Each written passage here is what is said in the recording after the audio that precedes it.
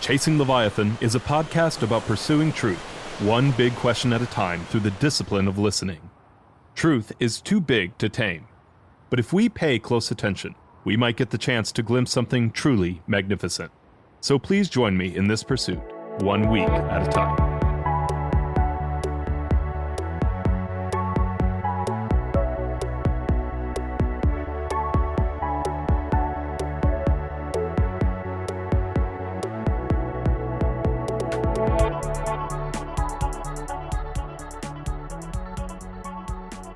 Hello, and welcome to Chasing Leviathan. I'm your host, PJ Weary, and I'm here today with Dr. Chip Colwell, who is an anthropologist and the founding editor-in-chief of Sapiens, an editorially independent anthropology magazine. And he was also the director of the Denver Museum of Nature and Science from 2007 to 2020. And we're here to talk about his book today. So much stuff, how humans discovered tools, invented meaning, and made more of everything. Then we have the introduction on the origin of things. Dr. Colwell, so happy to have you today. Thanks so much for having me. So you do a great job of introducing. I love the ease. You know, I read a lot of academic books, so it's really nice to have something that is like, not that it's not enjoyable to read academic books, but something that is written in a more enjoyable style. And you start off with this kind of light bulb moment you had that led to this book. From your sister, casually asking you a question. Talk a little bit about that light bulb moment and how it led you to write this book and why this book is important. Absolutely. So a number of years ago now, my sister, who lives in Seattle, asked me a really simple question. And it was a question that I felt I should have had an easy answer to. At the time, I was a museum curator. I was a curator, not a museum director, just to clarify that. Apologies. Small little detail. Different job, but I love being a curator. And I was in charge of hundreds of thousands of items from cultures all around the world, some going back hundreds of thousands of years. And I'd been an archaeologist for a couple decades. And the question my sister asked me was, why do we have so much stuff? And, I looked around her place and it looked like probably a lot of our homes, it had things on the wall and couches and tables and chairs. And, in the kitchen, there's Tupperware and spoons. And, in the garage is, all the stuff that you don't know what to do with. And, and then you think about the house itself that requires, thousands of nails and, plastic tubing and electrical wire and everything else. And so in some sense, it's an easy answer, right? Where we have so much stuff today because we're American consumers and this is what we do. This is how we live. But what she really meant was a far deeper question of how did we get to this moment? And as I thought about it, it really was a profoundly important and provocative question because I knew as an archaeologist and someone who studied human evolution for a long time, that if you go far enough back, our most ancient ancestors didn't need anything at all to survive, right? They just needed their bodies and a natural world with resources.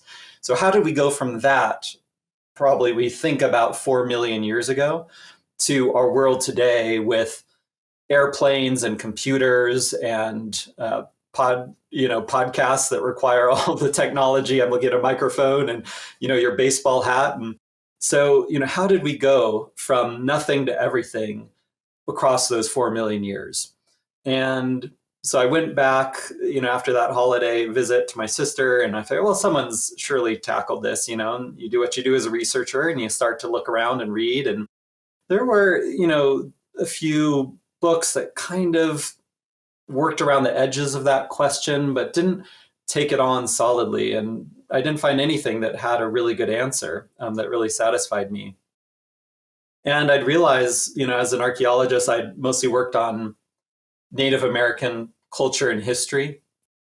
And, I kind of looked at just the kind of narrow material culture that was left behind. But as a curator, I had at my disposal all these objects and, across humanity's story. And so I asked myself, what would it look like to try to tell this story, to provide that answer, not just looking at these kind of narrow artifacts, but looking at the whole span of our story as a species.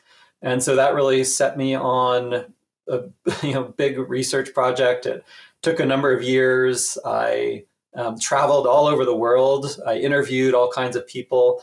It ended up being a deeply interdisciplinary project. So I dipped into philosophy and psychology and physiology, even business and marketing. It really was this amazing exploration on this very simple question. One, thank you. And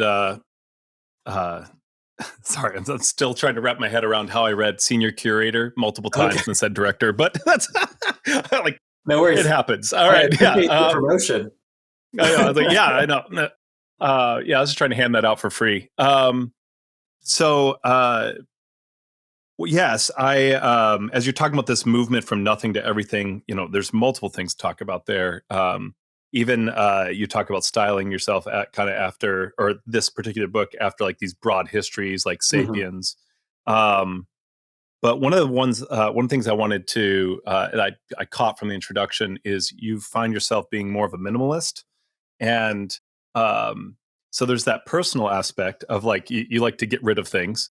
But also you've made this career move as the senior curator Mhm. where you were giving back exhibits, and you talk about that. And how did if you can tell our audience a little bit about how that's been in your career, what it's like to be a curator who gives away exhibits, and if they're not familiar with the culture, what that's like. But also, how did that shape your view of the story of tools and things, that you are the kind of person who likes to get rid of things? Yeah, absolutely. Yeah, in the book, I try to talk about my own relationship to stuff and a bit of my own story. Hopefully, it provides a way to people to, for readers to relate to me as an author, but also I think they'll probably see some resonances in their own life, right? Because as an American consumer in 2024, and I'm just as um, vulnerable to consumerism. I'm just as susceptible to advertising. I, despite myself, I think, Ferraris are like super cool cars, and I think, I want something, I go out and can buy it, often, whether it's clothing or, whatever it is in your life, right? It's just so easy right now. So on the one hand, I'm like most every American consumer. On the other hand, I do have this personal tendency towards minimalism. Like most things don't really bring me pleasure. I'm not a shopper.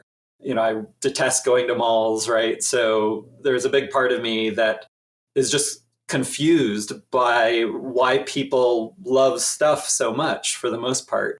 And so I kind of relate myself as an atheist who studies religion, right? Because you're just so confused by it. Like how does this happen? You want to understand it, right? So I feel like sometimes I'm kind of that alien anthropologist, like just trying to make sense of these fascinating human-like creatures, and why they do what they do.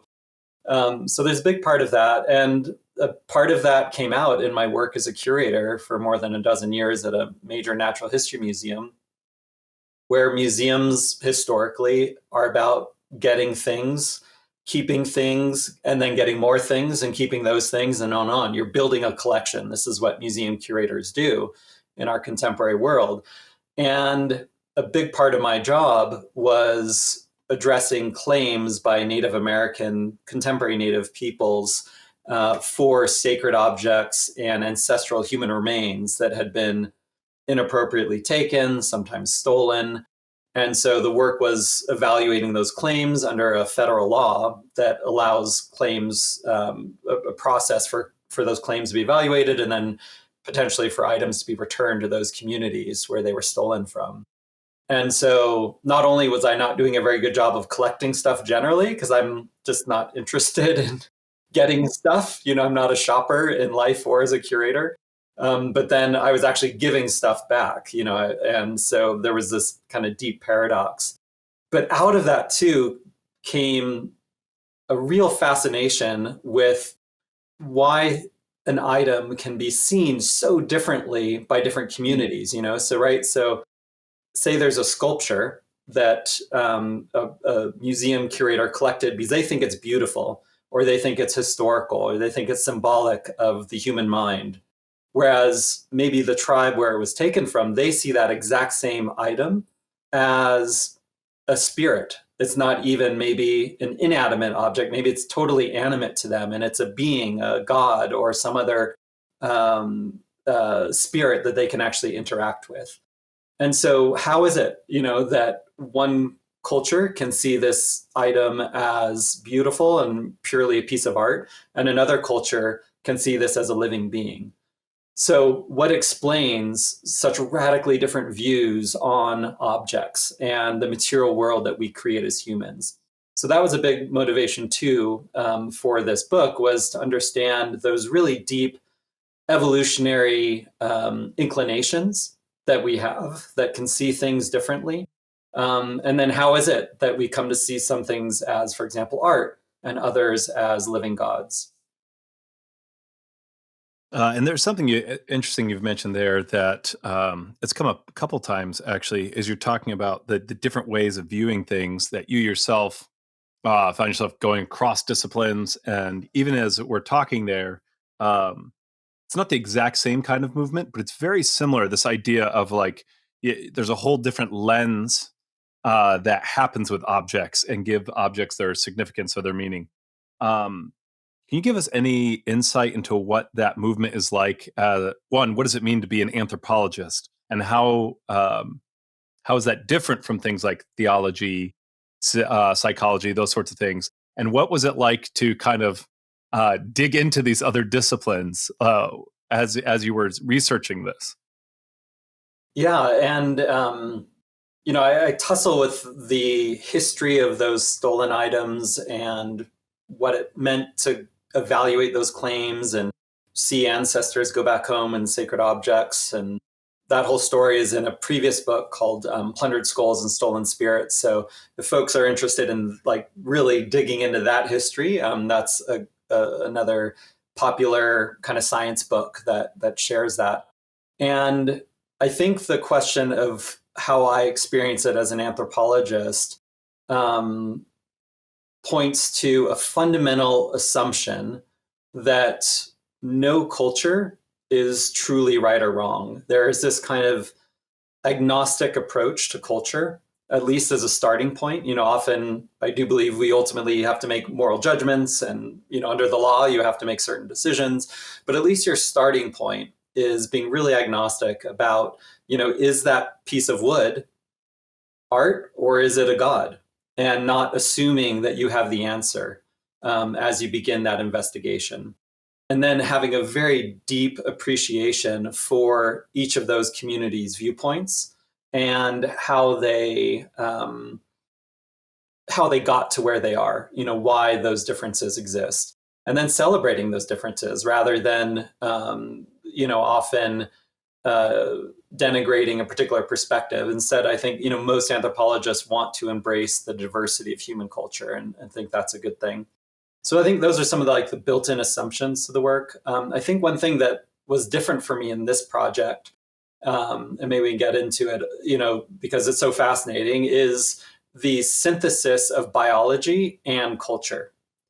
And anthropology has different subdisciplines, and one of them is biological anthropology, and one's cultural anthropology. But those folks typically kind of stay in their corners and don't play together, you know.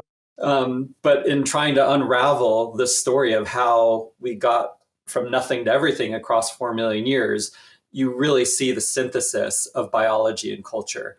And for me, that was an amazing thing to be able to learn about and to draw those connections.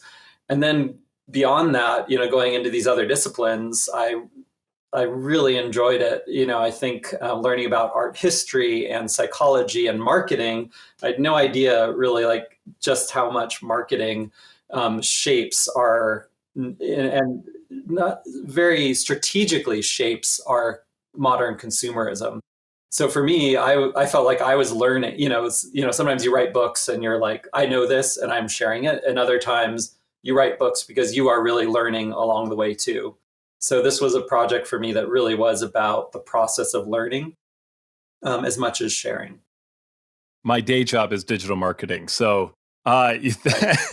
this is very familiar. Okay, well, I And want to hear your viewpoints on that then when we oh, get to it's that. yeah, it's definitely um, uh, it is one of those like underbelly things that you just like you live in it and you don't realize until you might experience it with your kids a little bit because you're like, oh yeah, well of course it works that way, but then yeah, we our culture is so shaped by it, we have no idea.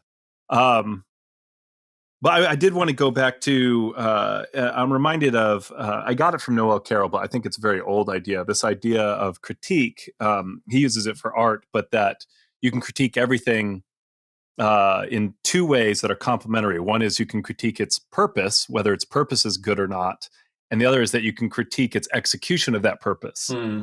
Um, so like you can have something that is really horrible, but it's really good at being doing this horrible thing, right? Hmm. Or you can have something that is very noble, but very poorly done. Hmm. Hmm. And I'm trying to walk through. It seems I want to make sure that I'm tracking with you here. That as you talk about from an anthropological standpoint, you're focusing more on the structure rather than the purpose, the teleology.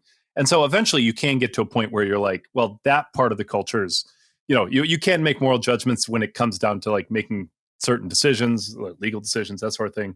But really what you're focusing on is that structural and that kind of execution, like how does this fit?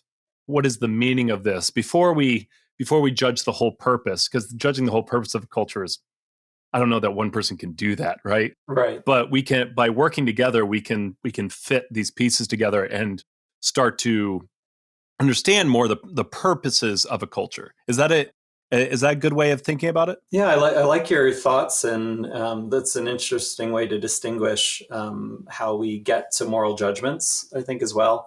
Um, and that's is where the book ends up. So in the book, I propose that there's three major leaps across those 4 million years that have gotten us to where we are. The first was our ancestors' recognition that the materials of the world can be turned into tools. So the first step is discovering tools. That happened, we think, probably about 3.4 million years ago in East Africa.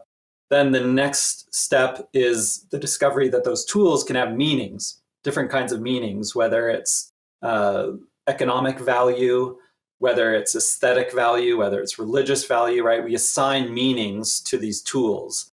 And that probably starts to happen maybe 1 million years ago, but probably about 500,000 years ago. And that's well in place by 50,000 years ago. And then the third leap is abundance and the construction of not only the technical ability to create abundance, but also the ideology of abundance. And this is where your colleagues come into play is, constructing a world in which abundance isn't just possible, but that this becomes a key purpose of what it means to be human, to consume. So that ideology is a really fundamental part. But to get to your question here, so after looking at those three leaps, I then ask, okay, where does that leave us? What does our world then look like? And I recommend the possibility that we need a fourth leap. And maybe this is the moment to do it. Because if you look at environmental crises, if you look at the impacts of overconsumption on people's psychology and social well-being, maybe there's a need for a fourth. So, you know, as an anthropologist, I'm trying to understand, I spend most of the book just trying to understand who we are, how we got here, and what does all this mean. But then, yes, we can, from that history, as we gain an understanding of it, we can ask ourselves, is this who we want to be? Is this where we want to be? And if it's not, can we change it? And that's really where some more kind of normative questions, some more moral questions come into play. Absolutely. And I did want to touch on this briefly too, as you're talking about this movement back and forth between culture and biology. That sounds like similar, like that very much that uh, the law, what's the word I'm looking for here? Like, there's a long history of nature versus nurture, Yeah. and it seems like in a lot of ways that you're working on that dialogue all the way throughout. Even as you talk about, I mean, we're obviously talking about prehistory with 3.4 million years Hmm. ago, right? And so we're talking about um, uh, that kind of evolutionary, like Hmm. biology standpoint, and the it seems many ways to predate the like real cultural movements, right? Like um, that kind of springs out of that. But is that kind of, would that be another way as we talk about culture in biology? We're talking kind of that nature and nurture. Yeah, yeah, that's one way to gloss it for sure. Is with the idea that there's nature, that there's some things that just are instinctual or kind of spring from us based on our evolutionary and biological history. And then the nurture part is our culture, our environment that shapes us. I mean, we do have enough research, for example, on chimpanzees and gorillas, our nearest kin, evolutionary kin, to understand that, for example, they use tools, right? We know chimpanzees in Africa create straw tools that they use to fish out termites. There's other kinds of some of our primate kin actually use stone tools. So there is some tool use, right? And that we know that there's culture, that there's as we think of as culture as norms and ways of being, values, expectations of behavior. We see that in our kin. So probably if you go back about 4 million years ago to our very first ancestors that are using stone tools, like in clear ways as chopping and cutting tools, those would have been our Australopithecine ancestors. So if you know of that famous fossil Lucy, that's who we're talking about. So these were the folks that probably realized that if you pick up a stone tool, if you pick up like a nodule of stone and break it, it can create a sharp edge. And then that sharp edge, you're able to cut things with. So, what's the consequence of that? Well, if you're able to use a sharp tool for cutting, you can begin to shear off meat from animals, for example, and consume those more efficiently.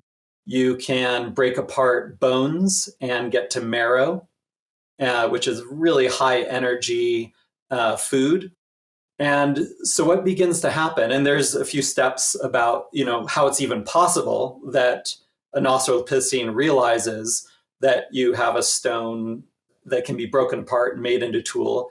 And then you have to be able to remember that you did that the next time you see a carcass and you want to get to it, right? So there's a few steps in there that I talk about in terms of working memory, physical capacity to manipulate stones. So there was this kind of special moment that led to that discovery that, I mean, you can't overstate the importance of that moment. I mean, it's as important as the discovery of the printing press and the first wheel, the first computer. I mean, without this moment, we probably would not be who we are today and where we are today. But in that special moment, that began what some anthropologists call techno-organic evolution, which basically means our ancestors uniquely began to evolve biologically in response to these emerging cultural practices, such as making tools. And let's continue that on, for example, with the cutting tool. So if you do not have a knife and you're trying to eat a big slab of meat, you need incredibly strong jaws and you need very, very sharp teeth. But what happens if you actually do have a knife and you're able to cut up the meat into tartar before you eat it? Well, you actually don't need very sharp teeth and you don't need very strong jaws. So, as our most ancient ancestors developed cutting tools, you actually see the biology, the physiology shift in response. So, teeth become less sharp and the jaws become less robust because you don't need to masticate, really tough meat. And there's probably tubers and other kinds of foods that suddenly become available to you simply because you can cut it in advance. And so at the exact same time, you see the emergence of tools, stone tools in particular, you're seeing a response physiologically, biologically, as our ancestors begin to shift in response to this. And as, for example, the teeth and jaw begin to evolve in new ways, that then has downstream consequences. So if you, for example, don't need as much space for a big jaw, you now have the capacity for a bigger brain. And just at the same moment that you have a capacity for a bigger brain, you're actually consuming more calories because now you have access to new kinds of food stuff. So the interplay between the tools that are being made and the evolution of our ancestors' bodies go hand in hand. And so from the very start, there was no nature or nurture. It really was this combination of factors that led us to begin to co-evolve with things. Yeah, there's this cycle or synergy that happens, and in a lot of ways, it seems like that synergy is what motivates and drives these leaps. If I understand your book correctly, Exactly. right? Yeah. And so that's this. Yeah, and I should, like, the old terms are nature versus nurture, right? You have the old behaviorism models, those sorts of things. But really, nature and nurture together kind of create this ongoing process, and that's what kind of motivates each of the leaps that you use in your book. Yeah, no, just to build on that, another like really interesting example of that to me was looking really closely at the emergence of art. And this is another area where there is a biological impulse that probably laid the foundation for what we now call art. And so if you look most basically, that's an aesthetic instinct. And many, many animals have an aesthetic instinct. And we see this in mating rituals, for example, and choices of birds with beautiful feathers and so on. It's also been demonstrated in the lab. There's a researcher in Japan that trained birds to distinguish different classical musicians from each other and different forms of visual art as well, and showed that the animals seem to have a kind of preference for certain forms of music and visual art. And there's other kinds of research that point to biologists in particular, animal behavioralists have shown that the aesthetic instinct is fundamental in much of the animal kingdom. But just having the aesthetic instinct isn't creating Starry Night, Van Gogh's Starry Night, right? Right. So what more is there? Well, there's also an element that probably emerged about 500,000 years ago of self-expression, right? So this idea that you have an emotion, you have an experience, there's something in you that wants to express what it is that's a part of your world externally by creating images. And we see this most, where we get that date from is that there's a shell that was found in Indonesia that was carved by a Homo erectus ancestor about 500,000 years ago that has etchings across it. And there's no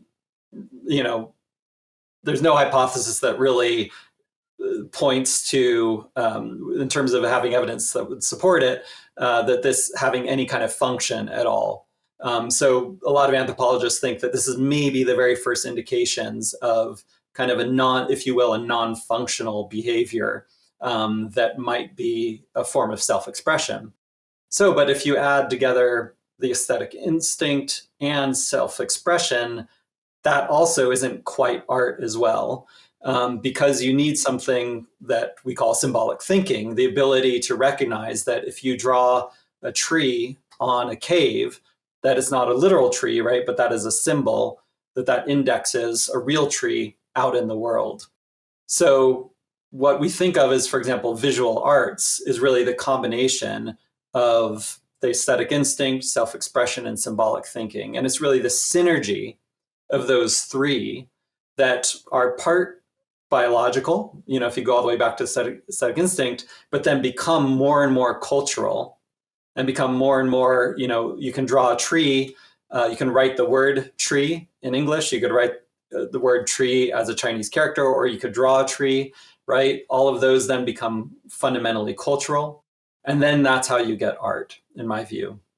So, it's fascinating. Yes, if you look at the very emergence of like stone tools, and how that began to shape our biology, very clear. But then when you look deeper in time, it also is a question of the mind and how our minds work around concepts of, art, and similar things are happening with religion and so on. So you really do see this continual interplay between biology and culture for much of this 4 million year history.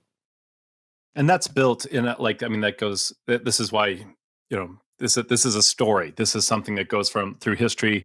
You have it starts with this cutting tool, and obviously many more things, right? I realize we're simplifying very Right. Yes. complex Yeah. processes, but it's Definitely. you have tools that lead to calories, that lead to brains, that lead to symbols, that lead in a lot of ways to culture. And obviously you can talk about culture even in a chimpanzee way, but what I'm talking about here is what we would recognize as culture, which is several magnitudes larger, this kind of collective consciousness that we pass down from generation to generation. It grows. It also goes away. It's an entirely different landscape of tools, and there has to be an enormous excess of things like calories and brain power before you can even begin to approach this, because you have to have lots of room for experimentation. And if you're living on subsistence, then that's not going to happen, right? That's you don't make beautiful things when you're fighting for food, right? That's not.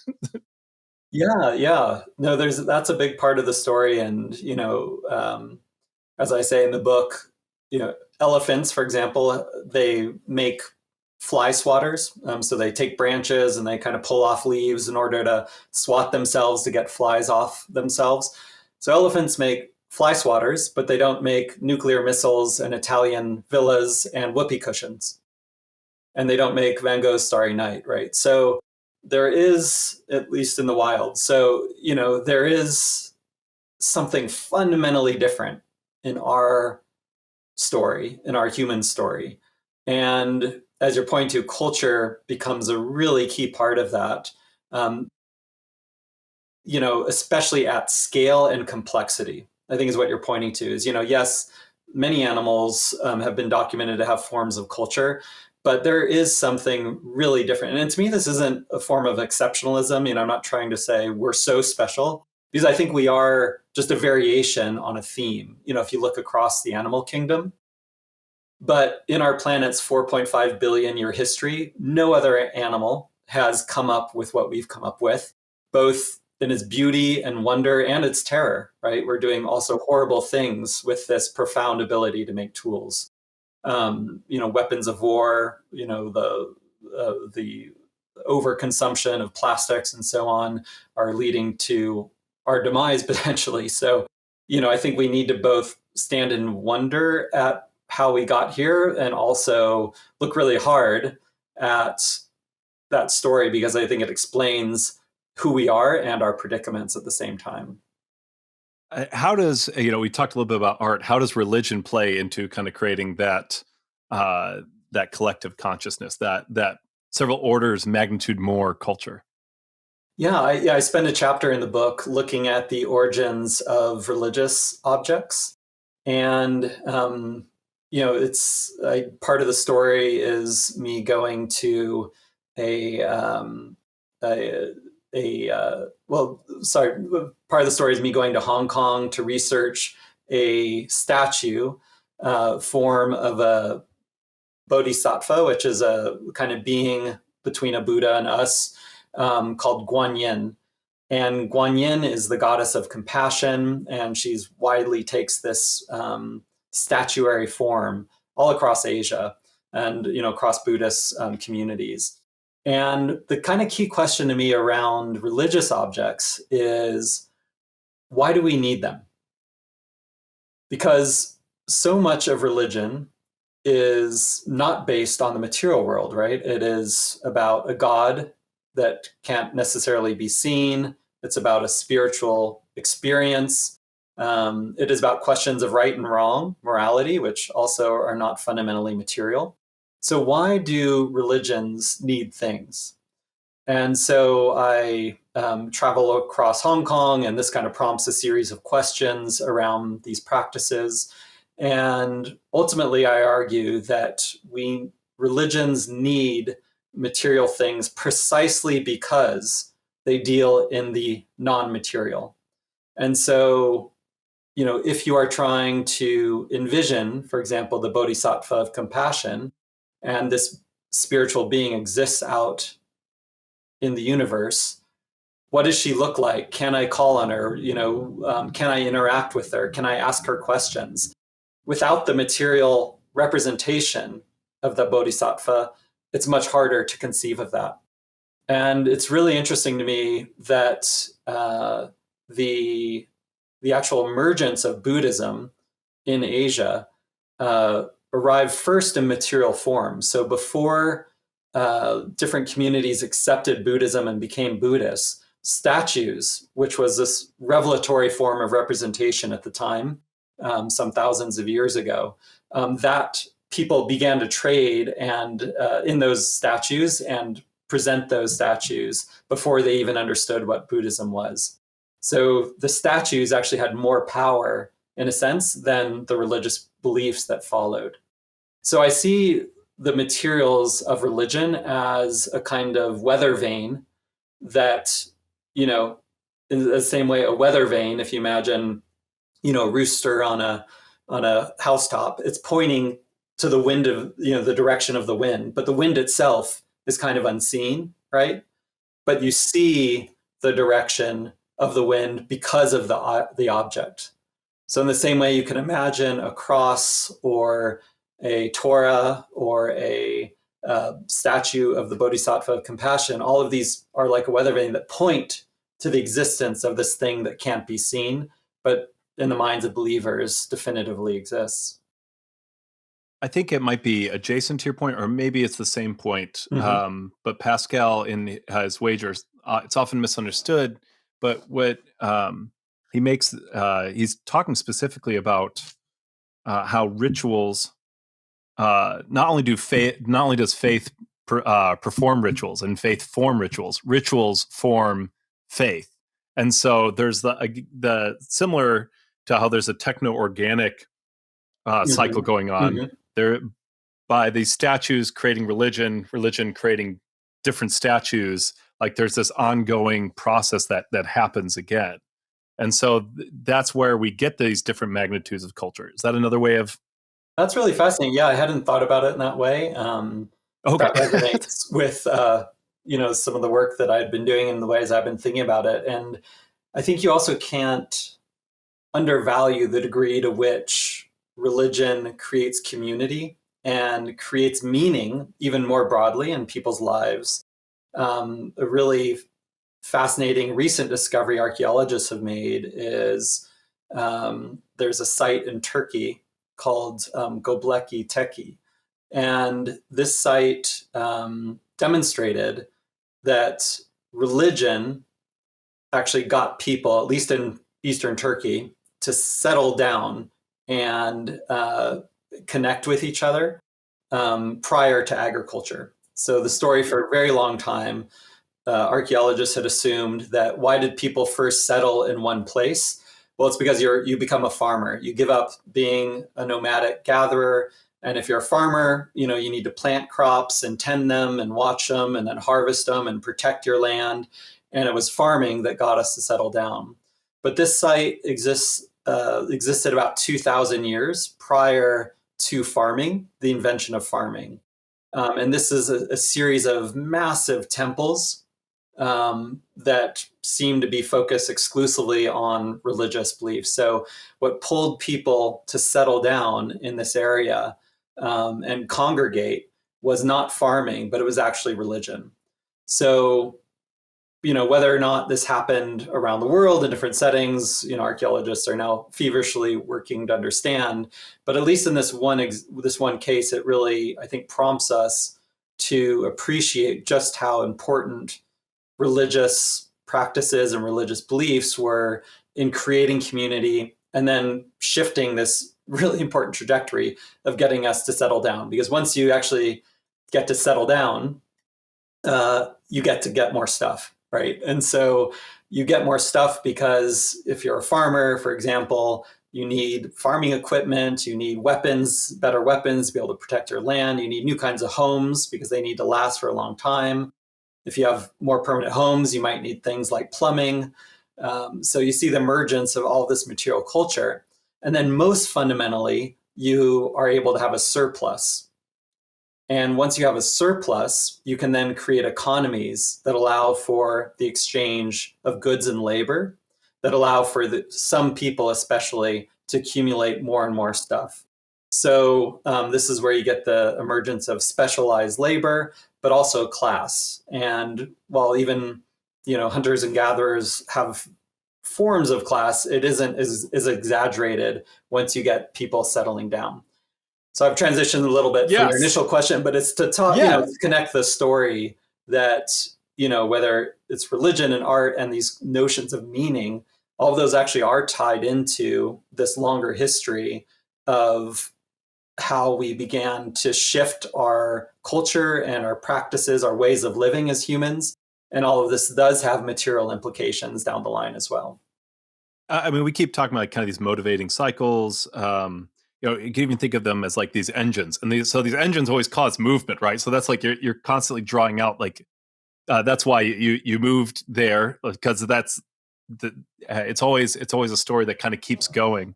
I'd never heard of it's almost like it makes me think of like a video game where you're like in the car driving and then you suddenly get a boost, and you go suddenly really fast, but then it slows down a little bit, right? So, it is this kind of, we're humming along in different directions and then suddenly something will change and it pushes us in a totally new direction.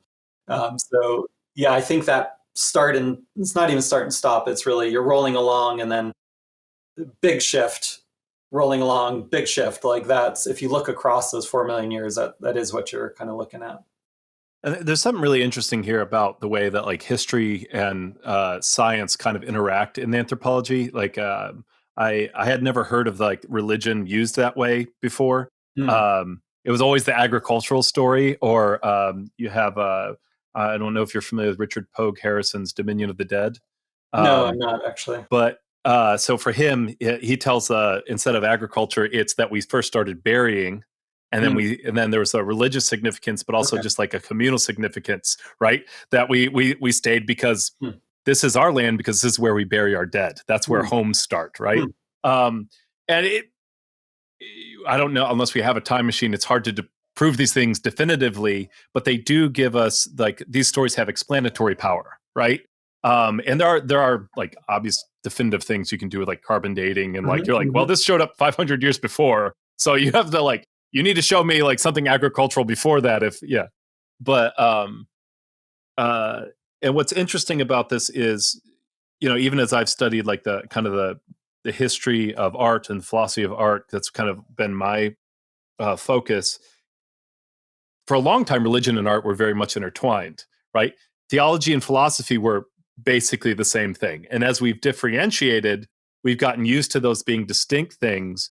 But if we see them as meaning-making engines or cycles or whatever, like you can see where they were first like unified. And so we're used to thinking of these as separate things. But what do you think about that idea of like this, like that it's easier to think of them as meaning-making things? I mean, I see you kind of lump history and religion together that way. What has it done for us that it's differentiated over time like this?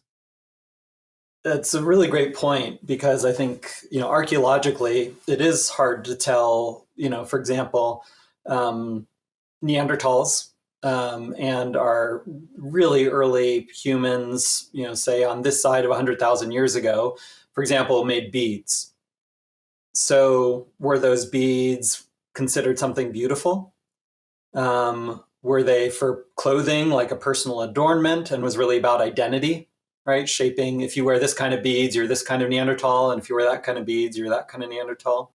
Were they economic? Were they exchanged maybe, for food or other kinds of things, labor, other kinds of things? Were they symbolic of, maybe the shape of them symbolized some otherworldly being, right? So getting at the actual, experience and meaning of things at our species origins is really difficult. And as you say, you can have different hypotheses and then test those against the evidence. And I think we can, based on that scientific process, get closer to an understanding, but it's going to be really hard to definitively prove it. So I think I think your question gets to this, we're kind of biased a bit about our contemporary categories, right? So in the post-Enlightenment world, art is art. Art belongs in a museum. Religious objects belong in a church, and so on and so forth. And so we don't always appreciate that those are modern constructions based on modern cultural norms. And if we go far enough back in time, quote unquote art, quote unquote religion simply don't exist as categories. So I think you're really right to point to sort of the broader, and this is sort of the broader point of that second leap, is that we invented meaning. And the meaning of those meanings are construction as well. And so, we can look back and try to tell the story with our modern categories and how we see the world. But most basically, what was so transformative about that second leap was just meaning itself. This idea, because you don't see this in other, in our primate kins, for example, macaques that use stone tools. There's no indication at all that they use those stone tools for anything other than cracking open nuts. There's no indication at all that that elephant uses the fly swatter for anything other than swatting flies. So it is that second shift towards seeing those things as meaningful that is the most important part of the story. In some ways, I feel like we've come full circle, because this tells us why, when you're moving from cultures to cultures, you have to start with the structure and the meaning first before you start making moral judgments. Mm-hmm. Like when you're talking about because you have different categories that are built into the culture. So you have your museum exhibit, and you're going over to like, oh no, over here it's, well, that's like a theological thing. It's like, do they say theology over in this culture? Like, it's like that sounds like a European thing, right? And so in some ways we've returned there, where it's like you have to see these categories as kind of as they go. But I want to make sure that we do get to talk about like the marketing side of things. Mm-hmm. One, I was, well, I'm curious, as you see the advent, like at that last leap. I know from a marketing perspective, when you look at the history of modern marketing, which most marketers don't, right? Most marketers are actually more craftsmen, right, than they are like Historians. students of the discipline, right? That's one part of all this. I am a bit of an odd duck in that, but you see, like this starts with in the Industrial Revolution, right? With like true surplus, like surplus that's like literally like it's literally costing us more not to make things than it is. Okay. And so this is where we get to that leap of abundance. Mm-hmm. How does that leap? How has that helped us? And I think most people instinctively understand that because they like their things. But how has that hurt us? Well, this last leap started somewhere about 500 years ago with the beginning of global capitalism, European expansionism, colonialism, and imperialism, where large amounts of goods are being extracted from colonies around the world. So you begin global trade networks, as well as the rise of a merchant class, modern banking, currencies. All of this begins to shape the industrial revolutions that begin to arise in the late 1700s with modern factories. And I was able to visit some of the historical sites where the Industrial Revolution was born. It's really fascinating history in and of itself. But But to get ahead a little bit, so you have the industrial revolutions with modern factories, mass production, where, as you say, you're able to just churn out massive amounts of goods cheaply, quickly, easily. And so that feeds into, the ability, just the raw ability of humans to create more and more. One thing that I myself didn't fully understand was that for most of the Industrial Revolution, beginning in the late 1700s, up until World War II, there was still always more of a demand than surplus. So, if you look at global economies, historians who studied the revolutions, what they show is that throughout, I mean, of course, you have some ups and downs around, the economies and so on, but for the most part, factories were never able to quite keep up with demand, and this is why prices could maintain maintain a certain height, and this is why people keep buying new things, because as soon as there's a new thing, people want it, there's not enough of it, and so on and so forth. But what happened was, with World War II, you had the introduction of very large numbers of factories, as well as new materials, most notably plastics, that the invention had begun earlier, but you see the ability to create massive amounts of plastics after World War II. And because of World War II and the global conflagrations it caused, the economies around the world were really suffering. And so suddenly you had, for the first time, really massive amounts of supply. You were able to produce huge amounts of things, but you didn't have the demand for it. And marketers had already learned some important techniques, such as planned obsolescence, which is, purposefully purposefully ensuring that items either go out of style or fall apart earlier than they would otherwise, just to get people to buy more. So strategies like that were already pretty well in place. And so marketers in the late 40s and 50s suddenly needed to use these tools to convince large numbers of people to buy more and more and more. So that is a pivotal moment where our species went from not just the ability to make stuff, but also consumerism itself as being a fundamental driver to all of the stuff that we have in our lives today. It's that ideology piece of the puzzle.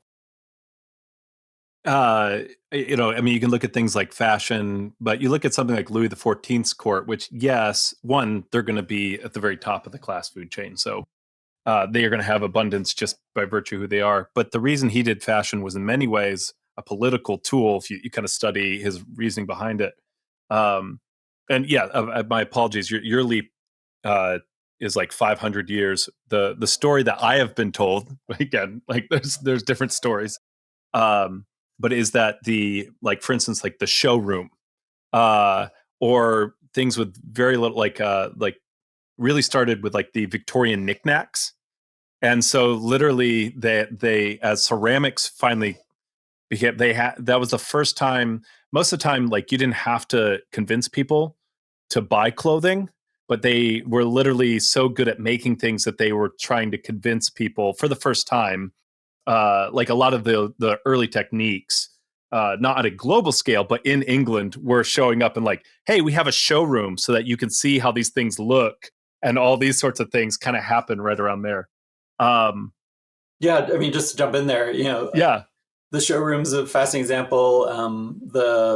Essentially the modern mall actually goes back to the mid 1800s. If you look at these shops initially in England, but also then later in France and elsewhere, where you're selling, all of these different goods, but in one space by one company.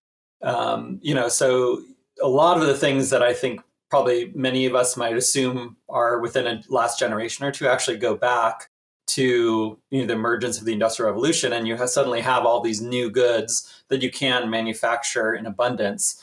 And so the techniques to sell them, advertising, actually promoting goods in the way that we see with printed ads and so on, very kind of jingles and language. All that goes back many centuries. So there is this really long history that's really important to recognize. I think we're less modern than we might think. Yeah. But Go ahead. but there was something that I think the important part, as you point out, I mean, go all the way back to the pharaohs of Egypt. You definitely have class, for thousands of different classes for thousands of years in many parts of the world, in Asia and the Americas and Africa. You have a small number of people that are able to consume a lot more and acquire a lot more than anyone else in the society. But what happens with the Industrial Revolutions is essentially what we now think of as the middle class, where you can actually create enough in enough abundance that you can now have massive numbers of people that can consume just as much.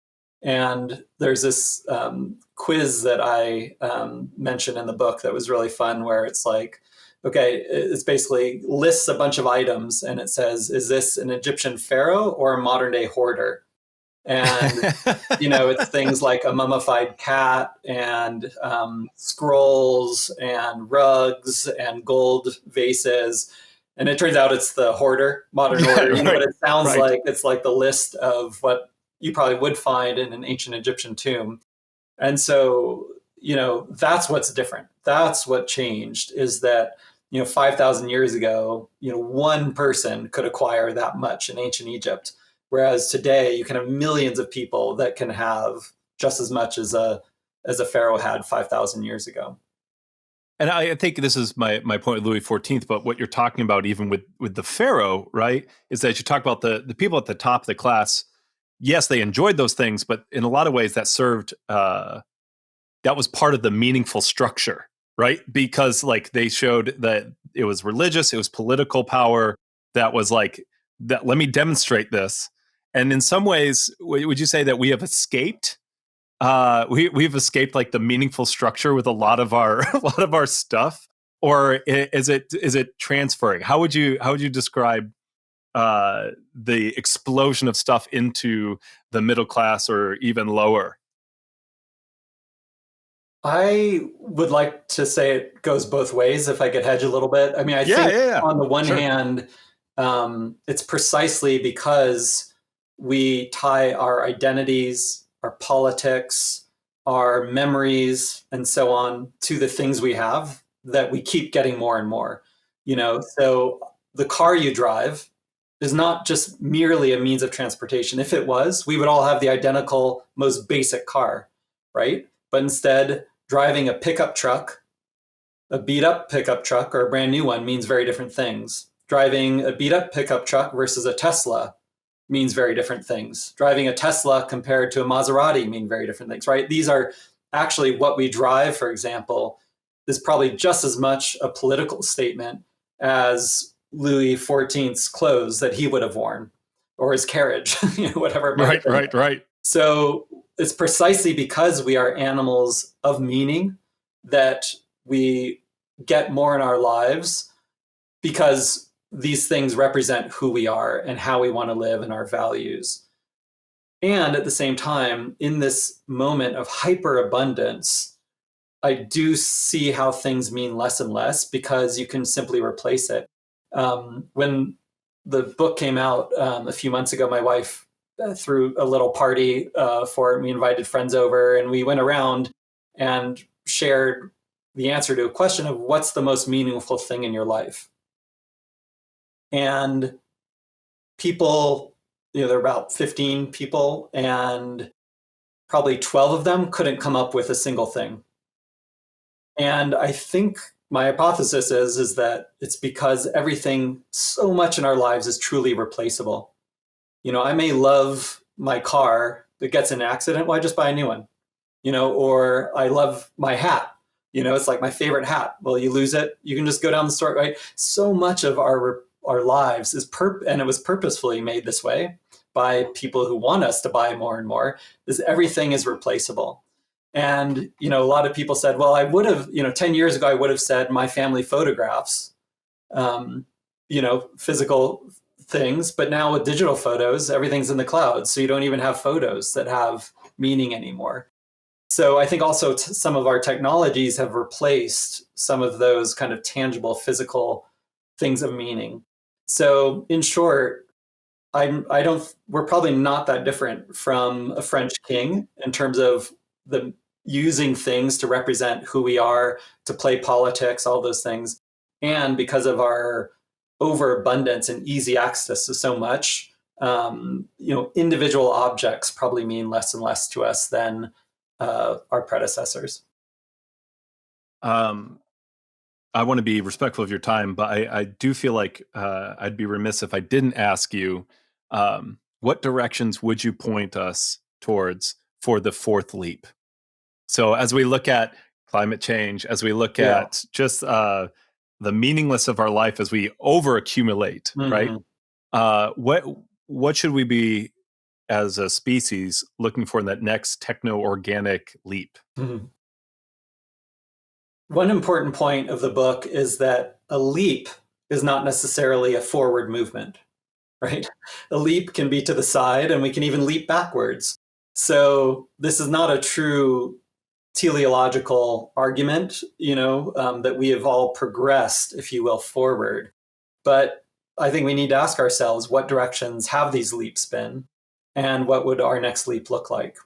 And I end the book by suggesting we need a two-pronged approach. One is looking at our individual lives. My family and I try what we call a slow buy year, where we try to buy less and less in 1 year. And that, I think, helps us just on a personal level evaluate what truly is meaningful to us. What do we really need to sustain us? And how our things can truly represent who we aspire to be and how we want to live. So I think a lot of it's at a personal level, but that's, while necessary, not really sufficient to shift anything at a global scale. So the second part of it is we need bigger solutions at scale. And so what that might look like is changes in policies. For example, there's been a proposed Right to Repair Act where so many of our electronics and other kinds of big appliances have been made so that you can't repair them, even if they are in theory repairable. They'll put screws, for example, that hide batteries when all you have to do is replace a battery. So instead of replacing a battery, you have to buy a whole new electronic. So the Right to Repair Act would, at scale, begin to shift how we think about how easily replaceable things are.